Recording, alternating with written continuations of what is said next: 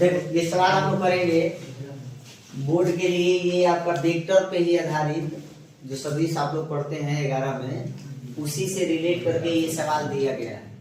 सवाल है कि एक भुजा वाला वर्ग है, हमें वर्ग किसे कहते हैं? जिसकी चारों भुजाएं आपस में क्या होती है? बराबर होती हैं और प्रत्येक कोण 90 डिग्री होता है। ध्यान से देखो, ये ए बी सी डी, ये भी भुजा ए है, ये भी भुजा ए है, ये भी भुजा ए है और ये भी भुजा क्या है? ए है। तो एक भुजा वाले वर्ग के चारों कोणों ए बी सी और डी में से प्रत्येक पर क्यू आवेश रखा गया है। यहाँ भी क्यू आवेश रखा गया है, यहाँ भी क्यू आवेश रखा गया है, यहाँ भी क्यू आवेश रखा गया है, यहाँ भी क्यू आवेश रखा गया है। बिंदु डी पर रखे आवेश पर लगने वाले बल को क्या करना है? ज्ञात करना है। कौन सा बिंदु है? ये बिंदु है। इस बिंदु पर जो आपका बल लग रहा है उसको क्या करना है? ज्ञात करना है। ध्यान से देखो, ये आवेश क्यू है, ये आवेश क्यू है, तो इस पे बल कहाँ लगेगा? तो समान आवेशों के बीच प्रतिकर्षण का बल लगता है, तो इसके और इसके बीच में बल लगेगा इधर। उसको हम बोलेंगे एफ डी ए। क्या बोलेंगे? F D A. इस आवेश के कारण इस पर जो बल लगेगा इस दिशा में लगेगा, और इसको बोलेंगे एफ बी सी। कई को बल हो गया? 2 बल हो गया। इस आवेश के कारण भी बल लगेगा ना। इसका नाम, इस बल का नाम हो जाएगा ए बी और बी। तो कुल मिलाकर के जो डी आवेश पर आवेश रखा गया है क्यू, इस पे कई बल काम करेगा? 3। एक बल काम करेगा एफ डी ए, एक बल काम करेगा एफ डी सी, एक बल काम करेगा एफ डी बी। 3 बल का हमको क्या निकालना है? रिजल्ट निकालना है। अब ध्यान से देखो, ये वर्ग का विकर्ण कितना डिग्री को होता है? 45 अंश पे। ध्यान समझना, तो 45 अंश पे भी होगा, 45 अंश पर ये भी होगा। ये भी कितना अंश होगा? ये भी कितना अंश होगा? 45 अंश होगा। तो जब दोनों 45 अंश होगा तो इस बल का परिणामी कितना होगा? तो इसका और इसका चूंकि मान बराबर यदि होगा तो परिणामी दोनों के कहाँ होगा? बीच में होगा। ठीक है ना। अगर हम आप सिंपली समझिए, एक बोरी है, यहाँ एक लड़का इधर खींच रहा है तो बोरी इसी दिशा में जाएगी। इस बोरी को ये लड़का कोई इधर खींचेगा तो इधर जाएगी, लेकिन इसी बोरी को एक लड़का इधर खींचे और एक लड़का इधर खींचे तो ये बोरी ना इधर जाएगी ना इधर जाएगी। अब दोनों अगर बल समान लगा देंगे तो दोनों में कहाँ जाएगी? बीच में जाएगी। 45 डिग्री का कोण बनाते हुए जाएगी ना। तो एक बल इधर लग रहा है और एक बल इधर लग रहा है। अगर दोनों बल परिमाण में क्या हुए? बराबर हुए, तो इन दोनों का परिणामी इन दोनों के कहाँ होगा? सेंटर में होगा। ऑलरेडी एक सेंटर में बल काम कर रहा है, तो कुल मिला के इसका जो रिजल्ट होगा इसके साथ क्या हो जाएगा? जुड़ जाएगा। समझ में आया? तो चलिए ध्यान देते हैं कैसे हल करना है। चित्र से निकालिए, वर्ग की भुजा कितना दिया है? तो वर्ग की भुजा हमको मालूम है कितना है? ए है। कितना है? ए है। तो वर्ग का विकर्ण का सूत्र पढ़े हो? वर्ग का विकर्ण होता है भुजा रूट में 2। भुजा कितना है? ए और रूट में कितना हो जाएगा? 2। अगर ए है, ये है, ये है, तो इसका मान ए रूट में कितना हो जाएगा? 2 हो जाएगा। निकालो। अतः करेंगे F D A. F D A कैसे निकलेगा? अर्थात डी पर लगने वाला बल किसे कारण? ए के कारण। तो के होगा इस आवेश का परिमाण क्यू, उसका परिमाण क्यू, और दोनों के बीच की दूरी आर। आर की जगह पे क्या है? ए का क्या हो जाएगा? कैलकुलेट कर दोगे के क्यू स्क्वायर बटा इसकी दिशा हो जाएगा ए से डी की दिशा। चलो अब निकालो एफ डी सी। ए से डी की डी से ए से क्या कैसे हो जाएगा? ए से डी की ओर। ए से डी की ओर ना होगा, नीचे से ऊपर में जा रहा है, ऊपर से नीचे लिखोगे। अब नीचे के क्यू क्यू अब बटा कितना होगा ए स्क्वायर, ये हो जाएगा के क्यू स्क्वायर अब बटा क्या हो जाएगा ए स्क्वायर। इसकी दिशा सी से किधर होगा सीडी की दिशा में। अब ध्यान, अब हम डी के द्वारा डी पर लगाएगा बॉल निकालेंगे तो एफ डी किसके द्वारा डी के द्वारा ए क्यू क्यू बटा क्या होगा ए स्क्वायर, के क्यू में क्यू से गुणा होगा तो अब बटा क्या होगा और इसकी दिशा डी से किधर होगा डी क्यू। अब ध्यान, अब देखेंगे कि चूंकि ए डी और जो में भुजा के बराबर होगा ए रूट 2 है। हाँ इसका भुजा दूसरा है ए रूट 2 है ना, इसका वर्ग कर दो ए स्क्वायर रूट 2 का क्या हो जाएगा 2 a का स्क्वायर हो जाएगा। देखो F D F D C परस्पर क्या है लंबवत है, अतः इसका परिणामी निकालिए। परिणामी एफ डैश कैसे निकालेंगे तो दोनों को वर्गों को जोड़ देंगे ना, इसका वर्ग करेंगे तो कितना आएगा के ए स्क्वायर बटा ए स्क्वायर, इसका होल वर्ग होगा। एफ डीसी का कितना होगा इतना ही होगा के क्यू स्क्वायर बटा ए स्क्वायर। इसका टोटल कैलकुलेट करेंगे तो सेम चीजें हैं, तो रूट में एक्स स्क्वायर होगा और फिर एक्स स्क्वायर का तो हल करेंगे तो रूट में कितना होगा 2x स्क्वायर, एक्स बाहर निकल जाएगा तो एक में से बाहर निकल के आएगा तो के क्यू स्क्वायर बटा ए स्क्वायर और रूट में कितना होगा कितना बल होगा। इसकी दिशा किधर होगी तो इन दोनों के मध्य में होगी, जो डी से किधर की होगी बी से डी तो बी डी दिशा में। तो ये किसका मान हो गया एफ डैश। इसका और इसका इन दोनों का परिणामी ये निकला। ऑलरेडी एक बॉल से बॉल उसी दिशा में क्या है कार्यरत है और कितना हो जाएगा जोड़ देंगे और लिखेंगे अतः क्या लिखेंगे अतः डी पर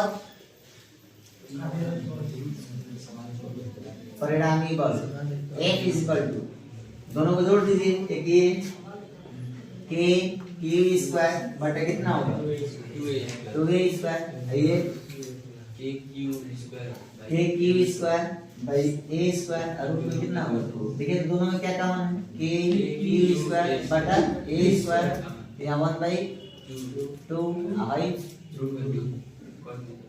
नाम ना हल करना है थोड़ा सा बढ़ा देना दो बाहर निकाल लेना तो 1/2 के क्यू स्क्वायर बटा a स्क्वायर और 1 + 2 रूट 2 ये भी लिख सकते हो। चलो मत करो फिर से समझा रहे हैं। देखो इस आवेश पर कोई बल काम करेगा 3 इनपुट इसके कारण इसके बल का जो लगने का दिशा होता है दोनों आवेशों को मिलाने वाले लाइन में ही होता है।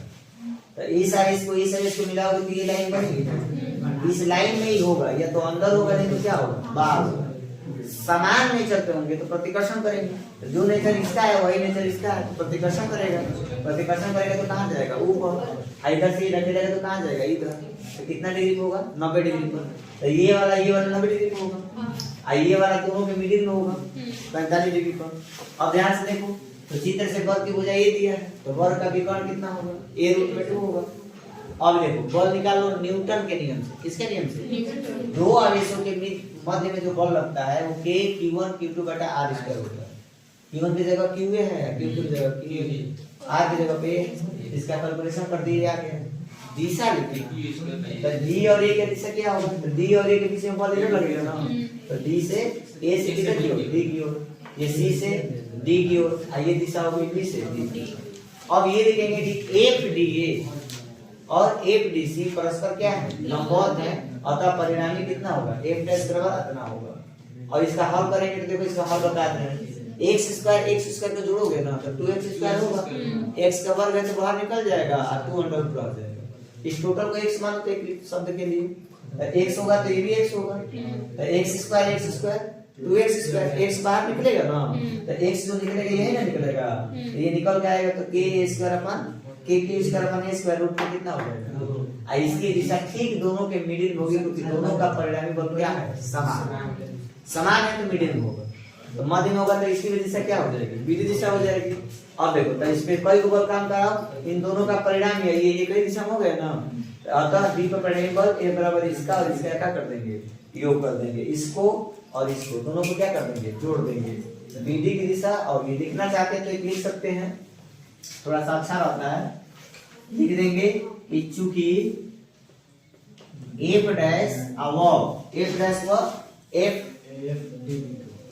डी बी डी बी सदिश है, क्या है सदिश है, अतः डी का परिणामी कितना हो जाएगा, दोनों के योग क्या हो बराबर। चलिए नोट कर लीजिए। चलो देख कक्षा 12 में गॉस प्रमेय इतना इम्पोर्टेंट है जितना इम्पोर्टेंट कोई टॉपिक नहीं है, समझ लीजिए। मतलब इस पे न्यूमेरिकल, इस पे डेरिवेशन, इसका ही डेरिवेशन या इस पे आधारित डेरिवेशन कई बार पूछता है। अच्छे से ध्यान से एक बार फिर से हम लोग सुनो आगे देखो अच्छी बताएंगे सबन बरोबर रखिए। देखो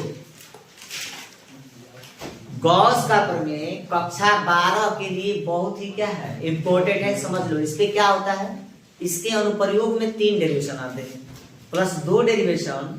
एक आता है कि गॉस के अनुप्रयोग से कूलाम के नियम की क्या करिए, स्थापना करिए, ये भी आ जाता है। या कूलाम के नियम, गॉस के नियम से बिंदु आवेश के कारण किसी बिंदु पर वैद्युत क्षेत्र की तीव्रता की गणना करिए। तो ये गॉस का प्रमेय, इस पे 3 अनुप्रयोग और 2 एक्स्ट्रा में जोड़ देता है। कुल मिलाकर के 6 टॉपिक आपको हर हाल में क्या कर लेना है, तैयार कर लेना है। गॉस का प्रमेय हम बता रहे हैं क्या है। गॉस का प्रमेय सभी बच्चे पढ़े हैं कि अगर कोई बंद पृष्ठ, ऐसा पृष्ठ जिसकी सरफेस बंद हो, 3D वस्तुएं कहाँ रखी गई हो, वैद्युत क्षेत्र में रखी गई हो, तो इसके पृष्ठ से निर्गत कुल फ्लक्स इसी बंद पृष्ठ द्वारा घिरे आवेश के 1/ε0 गुना होता है। ये याद कर लेना है कि वैद्युत क्षेत्र में रखे, वैद्युत क्षेत्र में रखे किसी बंद पृष्ठ से निर्गत फ्लक्स, निर्गत कुल फ्लक्स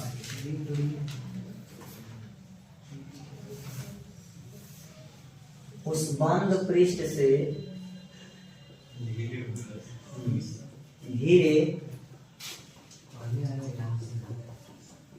आवेश का 1/ε0 गुना होता है। काफी इंपोर्टेंट टॉपिक है, एकदम मान लीजिए कि इस साल तो तय है कि इसमें से आएगा 100%। इसमें कोई शक नहीं है, कैसे पिछले साल में पहला पेपर फर्स्ट पेपर को निगलेक्ट किया हुआ था हमारे यहाँ। तो इस साल ये नहीं समझना कि चलिए पिछले साल नहीं दिया तो इस साल नहीं देगा। इसको तैयारी जम कर लेना है, इसके आधारित प्रश्न, इसके जो जितने अनुप्रयोग हैं, डेरिवेशन, सारा चीज क्लियर कर लेना है। वैद्युत क्षेत्र में रखे किसी बंद पृष्ठ से जो निर्गत फ्लक्स होता है, उस आवेश, उस बंद पृष्ठ से घिरे आवेश का 1 कितना होता है, अब यहाँ कुल लिख दीजिएगा, घिरे कुल आवेश का 1/ε गुना होता है। अर्थात इसको गणितीय भाषा में जब हम लिखते हैं तो phi E equal to Q/ε।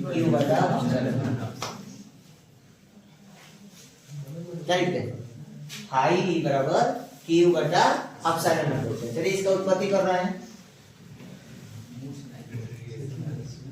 उत्पत्ति भी करने के लिए आता है, जब आएगा ना तो 3 नंबर 4 नंबर का आएगा, ध्यान से देखना। जो लोग डेरिवेशन किए हैं, जो नहीं किए हैं, सब लोग देखना कैसे किया जाएगा। सबसे पहले देखिए, ये कोई जरूरी नहीं है, सभी बच्चों बोर्ड में देखो, कोई जरूरी नहीं है कि ये चार्ज इसके सेंटर पे हो, वस्तु के अंदर सतह से अंदर कहीं भी हो सकता है। जैसे ये आपका ऑब्जेक्ट है ना, इस ऑब्जेक्ट का ये सरफेस है, सरफेस के अंदर कहीं भी हो सकता है। जैसे आवेश यहाँ भी हो सकता है, आवेश यहाँ भी हो सकता है, आवेश यहाँ भी हो सकता है, कहीं भी आवेश हो सकता है। आवेश हो या आवेशों का निकाय हो, दोनों हो सकता है। कदी में तू पढ़ने आ रही है? हाँ तब पेपरों सही हो जाए। काले तू कदी के बाद पढ़े रही है? हमें तो 10 दिन के बाद पढ़ने आई है। कहाँ 10 दिन हुए? 4-5 रिजल्टवा में कोटा बना लगी परीक्षा में जान लो। मैं जब फिजिक्स के पेपर आई नो कोटा में देखिए चालू करता है को कहता नहीं तो रोवे लगी थी बैठ के। हां ये सही बोला वही बात होता है। सुनो तो ये आपका हो गया बंद पृष्ठ। अब इसमें कहीं भी आवेश को मान करना ना है मंदिर देखो, इसमें कहीं भी आवेश मान सकते हैं, कोई ही मान सकते हैं। और उसको हमने मान लिया कि बिंदु क्या है तो मान लेंगे कि माना कि चित्रानुसार माना कि चित्रानुसार एक वस्तु के अंदर किस बिंदु पर बिंदु O पर एक आवेश क्या रखा गया है Q। चलिए यहाँ पर हमने एक सिंगल चार्ज मान लिया कितना है Q है। अब इस पूरी बॉडी के कहीं भी मान लेते हैं कि यहाँ पे एक बिंदु क्या है P है, यहाँ पे क्या है बिंदु P है। तो इस आवेश से इस बिंदु की दूरी होगी माना कि दूरी कितनी है R। माना कि पृष्ठ पर एक बिंदु क्या है पृष्ठ पर एक बिंदु T जिसकी O से दूरी क्या है R। अतः T पर वैद्युत क्षेत्र की याद कर लेना है अच्छे से कैसे लिख रहे हैं इसको E बराबर मान लेते हैं। बताइए आपको कल पढ़ाए थे कि एक सिंगल चार्ज पॉइंट के कारण इससे R दूरी पर कोई बिंदु क्या है P है तो यहाँ पर तीव्रता का मान कितना होगा K Q बटा इसकी दिशा क्या होगी इसकी दिशा बच्चों इसी के अनुदिश होगी R के अनुदिश R का अनुदिश इधर होगी 12 है तो देखेंगे कि O से OP दिशा में ये ध्यान से देखना इसकी दिशा होगी O से किधर P। अगर P पॉइंट पर हम क्या लें कि वो अल्प क्षेत्रफल लें P पॉइंट पर क्या लेते हैं P पर अल्प क्षेत्रफल P पर अल्प क्षेत्रफल क्या लेते हैं DA हो तो DA से निर्गत D5 का मान D5 बराबर हाई फ्लक्स वैद्युत फ्लक्स किसी पृष्ठ से निकलने वाली वैद्युत बल रेखाओं की संख्या। इसको गणितीय भाषा में हाई का सूत्र होता है E/A cos θ। जहाँ मान लो इसे क्षेत्रफल वेक्टर कहाँ जा रहा है इधर जा रहा है तो इसके से बीच का एंगल कितना हो थीटा हो तो D5 का मान क्या लिखेंगे E/A की जगह D लिखना है ना E/DA cos जहाँ थीटा E एवं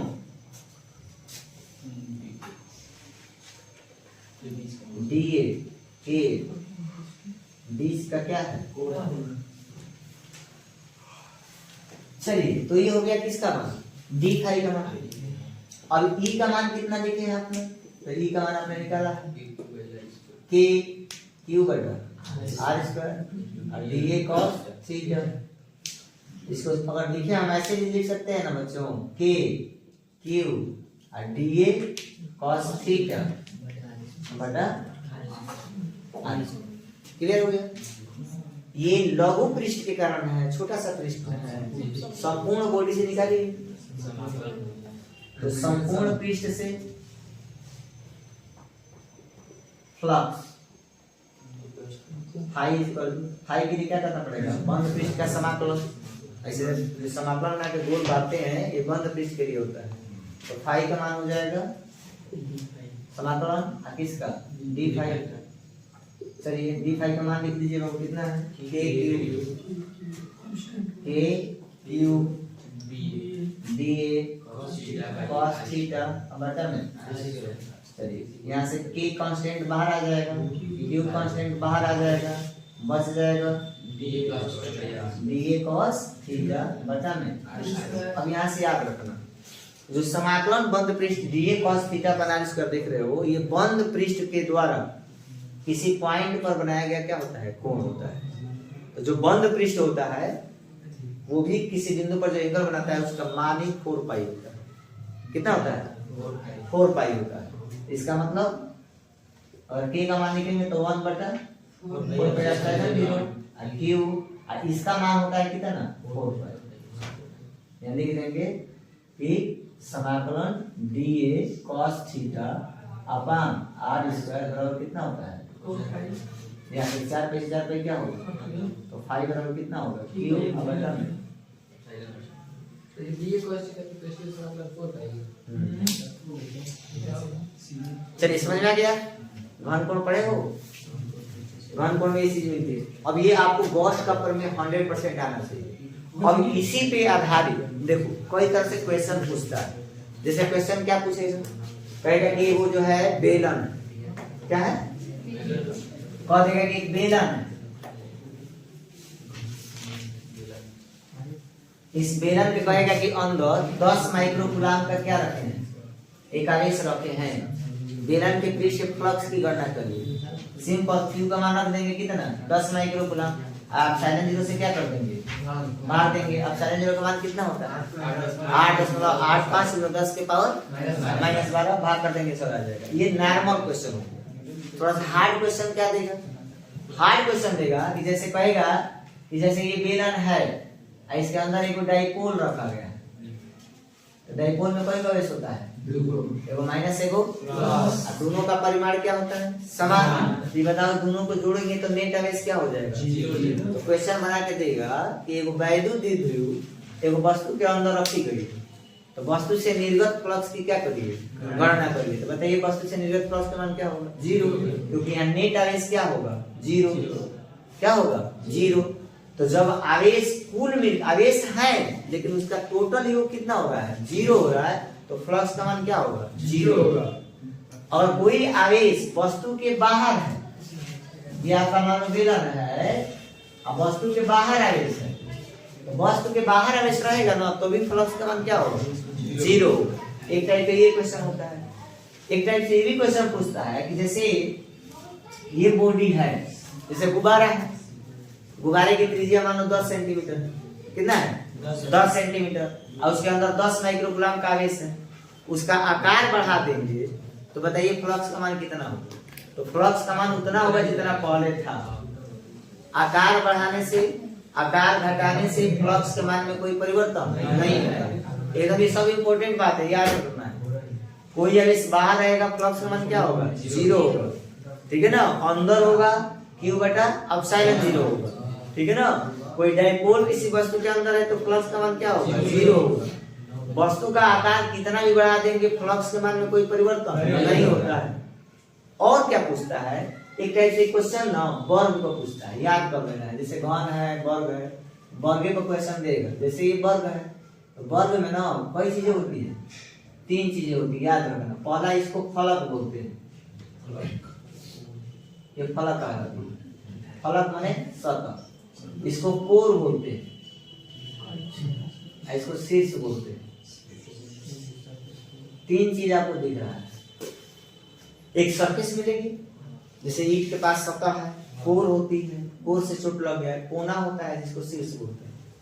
आवेश अंदर रहेगा किसके वर्ग के, तो इतना फ्लक्स समान होगा। लेकिन इसमें क्या होता है कि 3 तरह से क्वेश्चन पूछता है। पहला कहेगा कि आवेश कहाँ पे है, फलक पर, ध्यान देना कहाँ पे है फलक पे।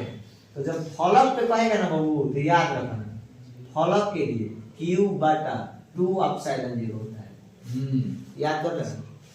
इसके लिए जब क्वेश्चन में कह दिया कि आवेश कहाँ पे है फलक पर है, तो उसका फ्लक्स का मान Q बटा कितना होगा 2 एप्सिलॉन। अब कह देगा कि कहाँ पे है कोर पर, कोर पर है नहीं तो क्या कहे भुजा, तो याद कर लेना Q बटा 4 एप्सिलॉन। अब कह देगा शीर्ष पे या कोना कही दो तो याद करो लो Q बटा 8 एप्सिलॉन याद करियो आधा के आधा हो जाएगा ऊपर बदले बने शुरू में जैसे एकरा के ढाके कोई नो एक और ही घन के देरो तो आ एकरा के ढाके खातिर नु 4 गो घन लागी आ एकरा के ढाके खातिर 8 गो घन ऐसे एगो हिस्सा 7 बटा 8 होता है। एक ये सवाल आएगा जैसे इस टाइप का भी सवाल आता है दोस्तों, ये अर्धगोला है जैसे डमरू है चाहे खरबूजा है, इसके केंद्र पर एक आवेश रखा गया है, केंद्र में क्या रखा गया है आवेश। तो कोई बताइए इस डमरू के पृष्ठ से चाहे अर्धगोले के पृष्ठ से कितना फ्लक्स गुजरेगा। तो देखिए यहाँ पे स्थित है, तेरा पूरा गोला बनेगा तो पूरा गोला से कितना निकले Q भाई एप्सिलॉन आधा गोला में लेते थे, आधा गोला से क्या हो गया आधा Q बटा कितना हो जाएगा। ऐसे क्वेश्चन बोर्ड में पूछे जाएंगे, डाइपोल पे क्वेश्चन पूछ देगा, आकार पे क्वेश्चन पूछ देगा, ठीक है ना, एक आवेश की जगह कोई आवेश दे देगा। एक टाइप का और क्वेश्चन देता है, जैसे क्वेश्चन एक टाइप का ये देगा जैसे ये मानो ऑब्जेक्ट है कोई वस्तु है ना, इसमें मान लो कहेगा कि 5000 इन करने वाला फ्लक्स है, आउट कर रहा है 2000, तो आवेश की गणना करिए। देखिए इन करने वाले को प्लस मानिएगा तो आउट करने वाले को क्या मानिएगा इतना ध्यान रखिएगा। इन करने वाले को माइनस मान लीजिएगा, आउट करने वाले को क्या मान लीजिएगा प्लस। इन दोनों को जोड़ दीजिए, एगो प्लस में एगो माइनस में, तो 5000 में से 2000 कम हो जाएगा 3000 हो जाएगा, तो नेट फ्लक्स पता चल गया ना। आई फ्लक्स का मान किसके बराबर होता है Q बटा एप्सिलॉन। ये फार्मूला लगा करके ऐसे क्वेश्चन हल किए जाएंगे। तो एक आवेश की गणना भी करता है, पूछता है बताइए कि एक बॉडी में इतना फ्लक्स प्रवेश किया और इतना ही निर्गत हुआ तो उस बॉडी में आवेश का मान कितना है। तो पहले नेट फ्लक्स पता कर लेंगे, नेट फ्लक्स किसे ज्ञात करेंगे, इन करने वाले को प्लस आउट करने वाले को माइनस, और उस तरह से जब नेट फ्लक्स ज्ञात हो जाएगा तो Q बटा एप्सिलॉन लगा देंगे। क्लियर हो गया ना। चलिए गॉस नियम से 3 डेरिवेशन पढ़ने को पड़ता है। एक सीधी रेखा के कारण मैंने रेखीय आवेश वितरण के कारण बताइए किसी बिंदु पर वैल्यू की तीव्रता कितना होगा। अनंत विस्तार की चादर है उसके कारण कितना होगा। अब खोखले गोले गोला है वो आवेशित है तो उसके कारण तीव्रता का मान कितना होगा। ये 3 चीजें आप लोग डेरिवेशन करेंगे जरूर एकदम 100%। चलिए नोट कर लीजिए जिसको करना है। सर जी हाँ E बराबर dt ओवर dt गॉस के नियम का अनुप्रयोग में पहला अनुप्रयोग ये भी देखने को मिलता है कि ये बोलता है कि अगर कोई चालक तार है अनंत लंबाई का है आवेशित है उसके कारण आप किसी बिंदु पर वैद्युत क्षेत्र की तीव्रता कितनी होगी उसको क्या करना है ज्ञात करना है। ध्यान से देखिए कैसे आप लोग कैसे करेंगे, ऐसे पढ़े बना करके तब तक कैसे लाइन लिख दीजिएगा ऐसा करके। इससे ये मतलब होगा कि कहाँ तक गई है इसका सीमा का लिमिटेशन नहीं है। तार है आवेशित है तो धनावेशित भी हो सकता है, ऋणावेशित भी हो सकता है, ठीक है ना। अब इस तार से कुछ दूरी पर मतलब मान लेते हैं r दूरी पर एक बिंदु क्या है B है, इस बिंदु पर हमें किसकी गणना करनी है वैद्युत क्षेत्र की तीव्रता की क्या करनी है गणना करनी है। तो पहले इस बातों को हम क्या करेंगे लिख लेंगे कि माना कि एक अनंत लंबाई का आवेशित तार AB है, क्या है AB है जिसका इसमें रेखीय आवेश घनत्व दिया रहता है। क्या दिया रहता है जिसका रेखीय आवेश घनत्व लैम्डा है। रेखीय आवेश घनत्व किसे दिखाते हैं लैम्डा से दिखाते हैं। चलिए तार से 8 दूरी पर एक बिंदु क्या है एक बिंदु P पर तीव्रता की क्या करनी है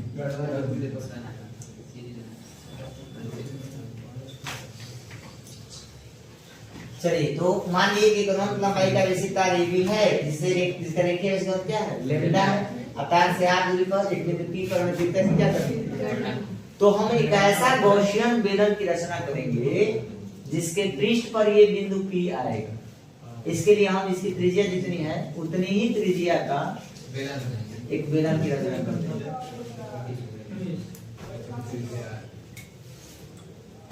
जिस रेडियस का ये है उसी रेडियस का एक बेलन की कल्पना करेंगे। इसकी ऊंचाई हम मान लेते हैं कितनी है, L, ठीक है ना। तो देखो, अतः L लंबाई व R त्रिज्या के एक गॉसियन बेलन की क्या की रचना कर दी रचना। तब देखिए बेलन के पास कितने पृष्ठ होते हैं, 3। ये वाला कौन सा पृष्ठ होगा, समतल। ये कौन सा पृष्ठ होगा, समतल। ये वाला कौन सा पृष्ठ होगा, वक्र। तो तीनों पृष्ठों का ना छोटा छोटा क्षेत्रफल दीजिएगा। जैसे इसमें P पर एक अल्प क्षेत्रफल dA लीजिएगा, क्या लीजिएगा, dA, चाहे D A की जगह हाँ dA ले लीजिएगा, चाहे A1 ले लीजिएगा, इसको dA2 ले लीजिएगा। क्षेत्रफल वेक्टर तल के लंबवत कहाँ होगा, G से। इस पे लेंगे तो छत पे तो ऊपर होगा। तीनों पृष्ठों को छोटा छोटा क्षेत्रफल लेना है। जैसे यहाँ का हमने dA1 लिया, यहाँ पे dA2 ले लिया, यहाँ पे क्या ले लिया, dA3 लिया। अब ध्यान दें, इस बिंदु पर वैद्युत क्षेत्र जो होगा त्रिज्या का अंश बाहर की ओर होगा, इस पे भी इधर होगा बाहर की ओर होगा, इस पे भी कहाँ होगा, बाहर की ओर। तो यहाँ भी बाहर होगा, यहाँ भी बाहर होगा, यहाँ भी बाहर होगा। तो यहाँ कितना डिग्री बनाएगा, 9 पे। यहाँ कितना बनाएगा, 9 पे। यहाँ कितना बनाएगा, 0। कितना बनाएगा, 0। चलिए तो रचना की। अतः चित्रानुसार